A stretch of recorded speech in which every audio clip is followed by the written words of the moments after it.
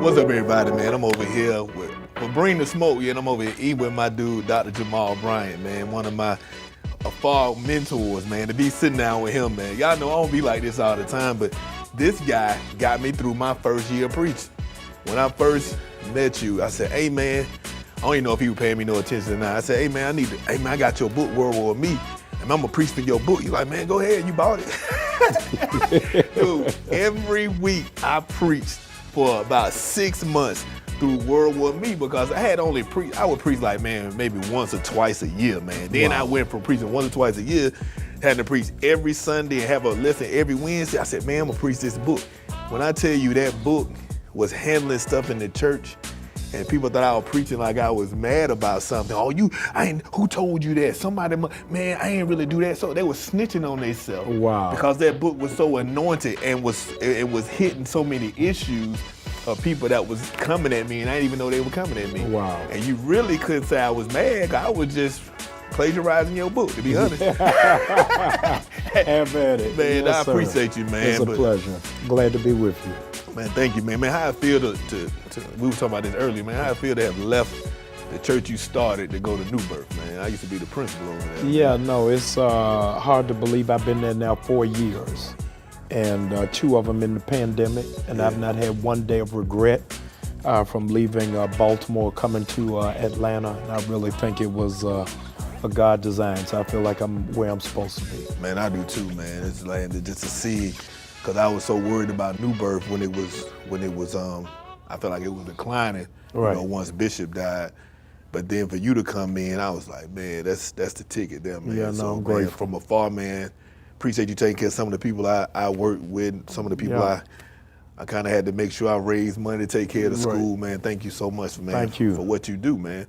But I got to ask you this too, man, because I be getting it now, maybe because anytime I call you or bigger people, how you handle the hate, man, that be coming to you on Facebook? Do you even read that stuff, man? No. I think it comes with the territory. It's a book I read years ago called The Courage to Be Disliked. John Maxwell said, if you want to be liked, sell ice cream. There's nobody in history of any significance that doesn't come with controversy. And so I think that a lot of black preachers, American preachers, want to be affirmed and coddled when the gospel is controversial.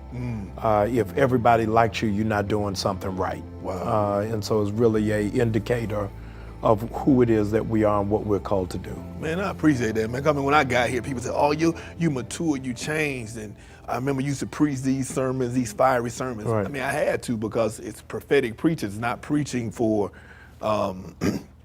it's not preaching like you just gonna, it's like you preaching that something that's gonna happen. Right. Prophetic preaching also means to preach for change. And I had some people, God needed to change. When I first got here and I interviewed to preach, I had to preach 4 sermons and teach 4 lessons.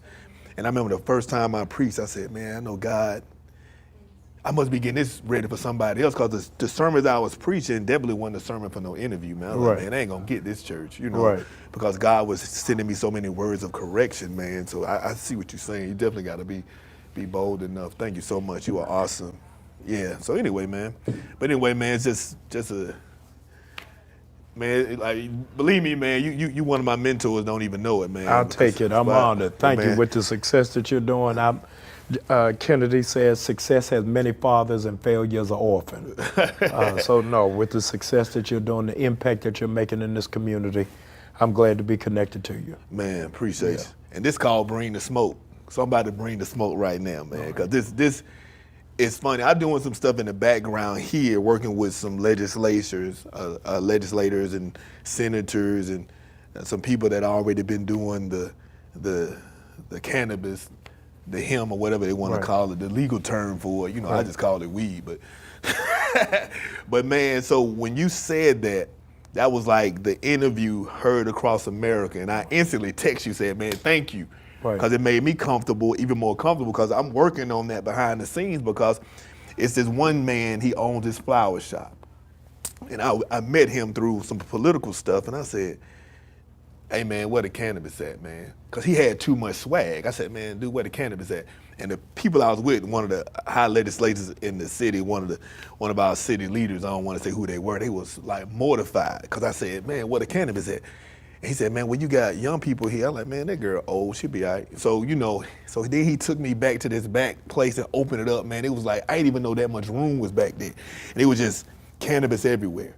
And he said, the reason why I need help to be able to make this fully all the way legal here so we can be able to move some things, I can pay people $15 an hour for what they doing for me now, but I can pay them $26 an hour when they work for my cannabis. Right. So man, that's like just this economic development for our people. So man, just let us know why you were so bold enough to just say that on the show. I was on a podcast with Rashawn Ali. Yeah, that's my. And I said that I want people who smell like weed. There were two different, and I think that that's the real call to the church, is that churches want to be country clubs like where we are. Right. When we're really supposed to be rehabilitation centers. And I had two areas that really were critical. One is New Birth is the largest land-owning black church in America. And all we have is a gym and a sanctuary. And I think it's an indictment in this poor stewardship when we're really supposed to be modeling what economic development is supposed to look like. Secondly, black men who are in jail more often than not are nonviolent offenders. It's white men who are murderers and rapists and armed robbery. Black men are there for possession or intention to distribute.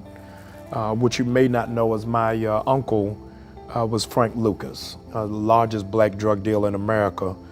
So I felt like I had a responsibility to redefine my family name. That if my family was known for doing it in one area, then I think that we've got to really recalibrate it. And I wasn't talking about cannabis, I was talking about growing hemp. Right. Because I want to open a holistic health clinic on the campus of the church. Wow, that is awesome. Yeah. And after you do that, man, you need to go on down the street and get Green Forest to do it too, because shoot, they sitting on 100 and something acres too, man. So well, they need a pastor right now. Yeah, I know they do, but it's just wow, man. That's a church I grew up in. Oh, wow. And I just love the way you just making that shift, man, because the thing about the church is, yes, tithe and offering should be your main income. But at the end of the day, man, you need other streams of income that come in, especially during the pandemic. I just remember my people was fighting me for doing credit card machines and text to give and stuff like that when I first got here. Now, because the pandemic hit, you would have thought they had the idea of doing all that stuff in the beginning. But it's just, man. It is because culture changes every 4 years, but church culture changes every 20. Wow. So the average church is 15 years behind schedule. So the average black church in Virginia is poking their chest out because they're on Facebook. Mm-hmm. All the young people are on TikTok. Right. And so we're missing a whole demographic because we don't even realize how behind times we are. Let me tell you something, man. I had a guy come preach at my church because I let when you get to a church, they already have schedules. Yeah. So I had people already scheduled to preach, so I let them come. This dude called me the devil at my own church. It was like 10 years ago, 11. Because I had Facebook Live. Yeah. And the same dude that called me a devil, and in the pandemic, we had to go help him set up. And my dude, Daniel, y'all know Daniel. Daniel's so cool. Daniel like, man, Rev, that's the one that was talking about you, man. I don't want to go hook it up. I said, no, man, it's about the kingdom, man. So it's like, yeah, but he would have had to apologize on Facebook Live before I set it up. You ain't getting away that easy. No, sir. No, sir. I'm going to help you, but let's go live right now. Hey, everybody. Yeah, no, sir. I ain't even think about that one, though. I just let it ride. No, I ain't going to let it ride. You got to pay that toll. No, sir. No, sir. That was Daniel. Yeah. I said, man, go on over there, man. Oh, man, that's funny. He going to love this one right here, man. He was hot that I sent him over there. He didn't care about making the money. I said, he going to pay you anyway. I don't care, man. That was disrespectful.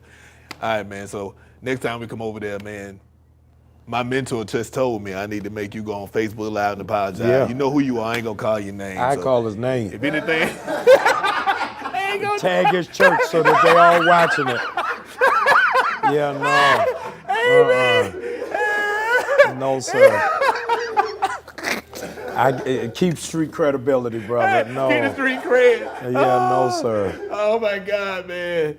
Oh my goodness, man. That dude. I'm thinking about it. I'm gonna see if I'm gonna do it by the end of the show.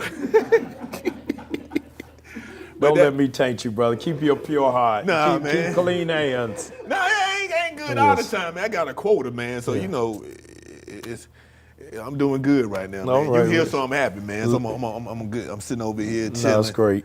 Drinking my lemonade and stuff. Man, I appreciate it, man. But man, Joker at New Birth, man, that's dope, man. I'm just happy for you, man. I'm happy you went over there and I ain't calling people names, but just some of the people that were kind of upset that you left. But I feel like, man, that was a move of God, man. Yeah. Because of what you doing there. I mean, because we lost. I mean, when I was coming up, we had Andrew Young. I mean, he's still living. You know, we had Laurie. We had Hosea Williams. We had all those different legends that were out there in front making sure they pushed us, man.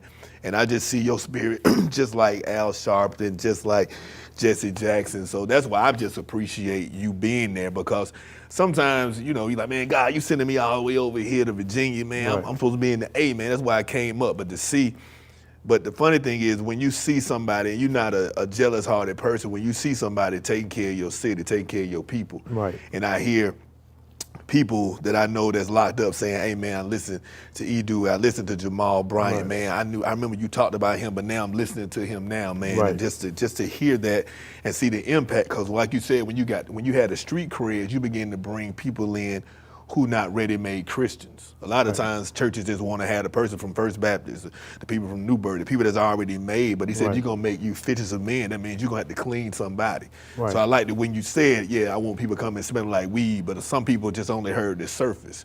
What you're saying is I want to make sure I'm pulling in people who don't know God, who don't know church. And that's why I just appreciate, man. I appreciate your realness, man. Like the church has to have, if it is an authentic church, it has to have GEDs next to PhDs. That if it is really consistent, a Maserati got to be next to a Mazda. Wow. And I think that a lot of churches are missing the mark because everybody in there is the same. Reverend. So they feel comfortable because we all went to Virginia Union. Yeah. We all went to Hampton. Yeah. And I don't think that's with the authenticity of what the church is supposed to be. That's what I'm talking about. Hey, before we get off this, man, I got to bring this up, man. This dude here, man, it ain't on your bio. Y'all need to go on and update the bio. Yes. We have on the show, baby, two-time Grammy winner. What? Two-time Grammy winner. Yes. Dr. Jamal Bryant. Put the respect on his name, bro.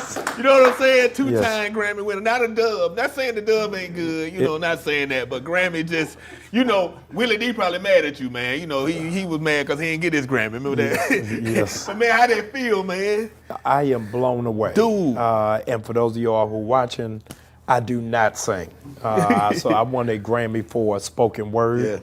Yeah. And I was so convinced I wasn't going to win that I didn't even go. And now I got to repent. Time out. First of all, you ain't got to tell me I won nothing. I get a ticket, I'm there. Hey, I know I ain't won. I ain't got nothing out there. Well, I had to figure out, am I going to leave church to lose? Oh, you had to leave church. It's a Sunday, and it's in L.A., so the time difference, I couldn't have done both. See, time out. That's ministry right there. Yeah. That's ministry right there. Now, I get it now. It was Sunday. He didn't want to miss Sunday. He just came in 4 years, getting through a pandemic. I mean, creative. Oh, man, I got it. Yeah, you weren't supposed to go, man. That's why you won, man. You put God first. Seek ye first the kingdom of God. That's right. And all these things will be added unto you. Even a Grammy if you do something. You ain't going to win no Grammy. You ain't done that, That's man. right. But I listen, I use your, and the one with Martin Luther King and you speaking, I used that on one of them reels I had posted, man. Oh, wow. Yeah, man. No. Tennessee State University did a marching band CD and asked me to come do spoken word on it. And so I'm on a couple of the tracks. And so when we were nominated, I was like, wow, this is great. But we were against Willie Nelson, against the Gatlin brothers. I was like, oh no, ain't no way we coming out with this. Hey man, we need our security here, man. Don't be these Listen. white people, man. Hold on, man. Listen. Get out of here, dude. Y'all gonna beat Willie Nelson. You beat Yes. country people, dude. Oh, yeah. That is. They didn't come out and vote. This is the first time black people outvoted white people. Yeah, so we made it. Man, Yeah, no. That is dope. Then you got what, man? You got a presidential award too, man. Yes. From Biden. Yes. I called my girls twins at 16. So I called and said, I got the Lifetime Achievement Award. They was like, are you getting ready to die? So I said, no. They was like, how'd they get this to you for your whole lifetime? Man, that's dope, though. I said, listen, I'm getting it ahead of schedule, so I'm grateful. That's what God does, man. I mean, but I love what you said when you were talking about the church. On one of your interviews, you was talking about the scripture when it says, I give you houses that you haven't built. Right. And sometimes people just they think they just talking about a house. Can you explain and break down that scripture for somebody out there that's like, look, what you mean he'll give me a house I didn't build? Yeah, I think that he'll put you in a place of covering or shelter that you were not responsible for the construction. You are the beneficiary of somebody else's sacrifice. And so New Birth is an amazing church, but I'd be delusional to think I built it.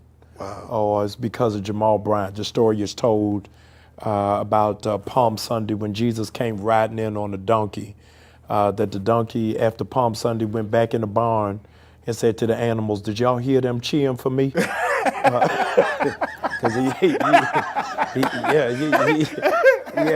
thought that all of it was for him, but not who he was carrying. Wow. And so I'm mindful that none of it is because of me, but the grace. But I mean, to be that humble though. But see, you know, you gotta have other people toot your own horn. Yeah.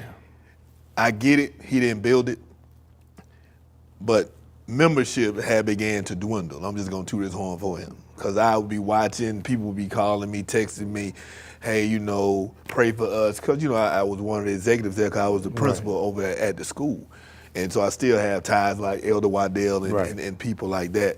And so when you got there, people just started texting me, man, we got Jamal. What you think, man? Do you think we should have got Sap? Do you think we should have got this person? Saying, man, dude, y'all got Jamal. It's a wrap. Y'all good to go. Right. And so now even Branch, you know, I don't know if you know the sound guy.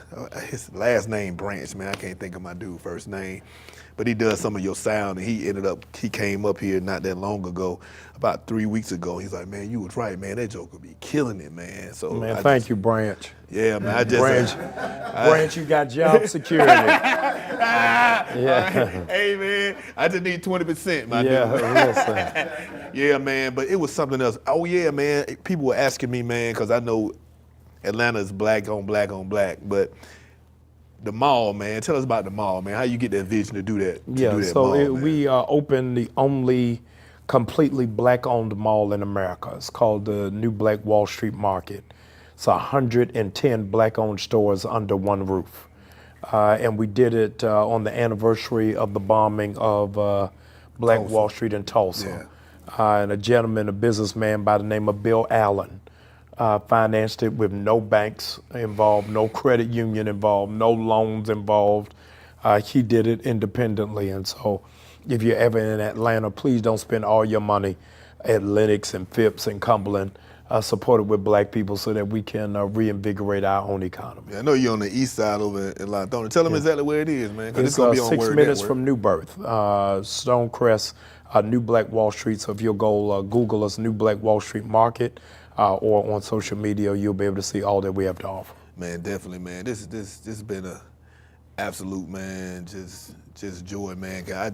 First of all, thank you again coming for the second time. No, for March thank you. Madness. Honored to be here. You coming next year too? If you invite me. He coming next year, All so right. he'll be here next year too. We're gonna go on and get the date now, man. Yes, Gotta sir. lock it in, man. I'm there. I mean, 'cause when you have people like this, man, like you can't call people like this at the last minute, man. So I'm letting you know I want you every year. I'm there. I'm as Hey, often as you bring Hey, me. he said he coming often. I want to just give a shout out to my dude. I'm gonna get the book. I mean, I got the book together because Paul Morton, he wrote the foreword for my book. Nice. But he was coming every year. But I just some people got upset that he was coming every year. Hey, Dr. Jamal Bryant, he don't care that everybody coming every year. We might have edited this because I'm scared of Bishop, so you know, I don't know if this gonna make it or not. I want to bring the smoke, but I don't know. We might have do it. Yeah, we gonna cut this one. But I gotta get it out. Yeah, man. So he had came to me 2 times in the same year, and people were upset because he had came 2 times in the same year. And so he was supposed to come this year. He said, "Nah, man, I got to come the year after, man, because too many people were upset that I came to you 2 times in 1 year." And they were like, you know, who is this? So I said, God must be giving me favor. And I got Dr. Jamal Bryant every year. But not twice in 1 year. Yeah, I didn't get you twice. Yeah, but I was just saying, just do once a year, man. Yes. But anyway, man, I appreciate you, man. Thank you so much. Can you just give them an ending word of wisdom, man? Because, you know, you the king of, man, what happened to the show, man? The preachers, man, I used to watch that all the time, man. Why it go off so quick? Listen, I know the race had to be up there, man. We went down. They put us against Steve Harvey. Oh, they moved the time. He already had a solid following, but all is well. Before we go there, man, why do they always do that, man? Why they always put one black show against another black show? It ain't really that many black shows anyway, man. Well, you'll notice Rolling Stones, Grateful Dead, Maroon 5, all of them are groups that stay together for years. It is only in black culture and entertainment they break up groups and only promote individuals. And so if it was one of us, they may have pushed us more. But as a group, it's like there's too many of y'all in one place. That's how it was when they wanted to put Dave Chappelle, man. They wanted to put him on HBO. Yeah. But then they said we already got Chris Rock. Like, why we need you? But you can have all these white comedians, all these different. But you always want to make room for one. Like they always want to put, you know, LeBron up against KD or KD up against LeBron. They always feel like it's supposed to only be one person. Like we only got room for one of y'all. But how do we combat that as a black people, man? I think by maintaining the groups of who it is that we are, is that post-slavery we were individualized. That if you come together in a group, it's always considered to be a threat. So if you can imagine 50 years ago, this meant amount of black men at a country club, we'd be dead by sundown. Wow. So I think that we got to know what is the significance of that and really build and forge. And I think that's where people lost the strength and the dynamism of fraternities and sororities. Was the only place outside of church you could have a group legally. Wow. And so it's coming full circle for why it is that we have to build what Dr. King called the beloved community. Man, that's some knowledge right there, man. Yeah. And the funny thing about, because just like when Sam Cooke, Muhammad Ali,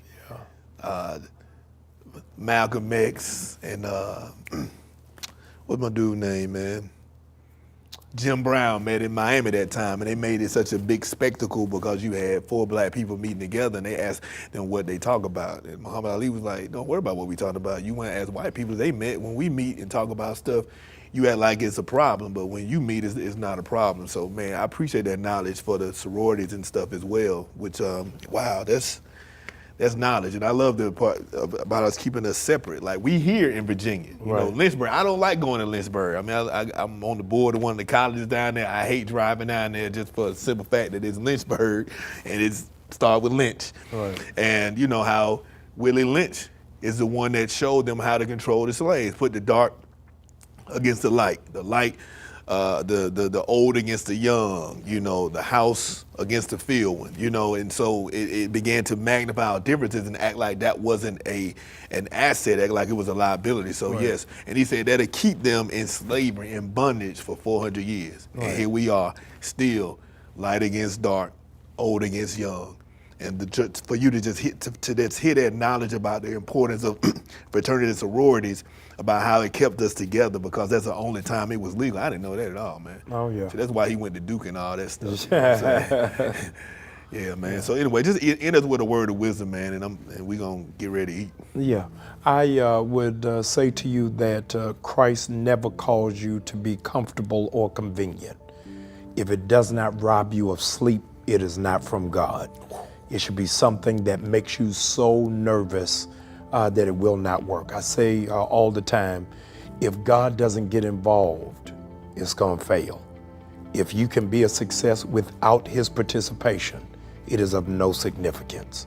And so you have to dream dangerously, to the extent that if you speak it out loud and it doesn't work, you'll be embarrassed. Trust God for the spectacular, the unusual, and the ridiculous. My dad is a retired bishop in the AME church, and he said something that messed me up. He said to me, I am so glad I was not Barack Obama's pastor, because if I was Obama's pastor, I would have talked him out of running and told him that there was no chance. I'm telling you that even spiritual people can be off. Wow. Make sure that you're connected to what God is calling you and be faithful to that.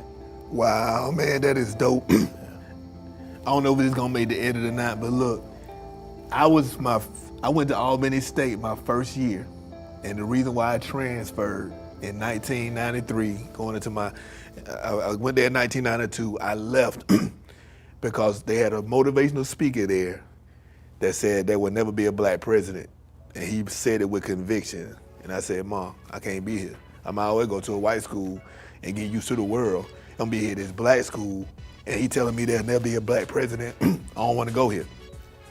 And next year I left. I went to Georgia Southern. It wasn't black, but I was like, I might as well go ahead and learn how to deal with the world if I'm gonna have to sit up here and listen to stuff like this. So wow, man, that's bold, man. You sure the bishop ain't gonna get no whipping if I put that on there? He said it publicly. Yeah. Oh wow, Yeah, man, that's yeah. dope, man. That's dope. But anyway, again, thank you, Dr. Bryant, man. Thank you. We have a jewel in the kingdom who will be here in 2024, 2025, 2026. One day at a time, sweet 27, Jesus. 28. Oh, you know how you gotta fix it? Lord willing. Yeah. 29, 30. Yes. Anyway, again, thank you, my dude. Thank you, sir. All right, appreciate you. Grateful. All right, we good.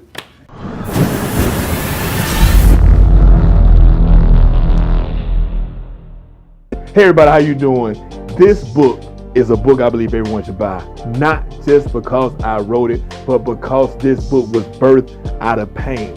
And you learn so much during those painful moments. This is called Leadership Growth, the Power and the Pain. You can't have the power unless you've been through the pain. Bishop Morton wrote the foreword. It's been endorsed as well by our former governor, Terry McAuliffe, and by our Newport News Sheriff Gabriel Morgan. I promise you this book will bless you. Please get it, not just for me, but to bless you. Go to willardmaxwell.org or click on the links below, and I promise you this book will bless you. If you don't just buy it for yourself, buy it for someone else. It's a short read, but it's a powerful read. I've been getting testimonies all across the country, and I promise you it will bless your life.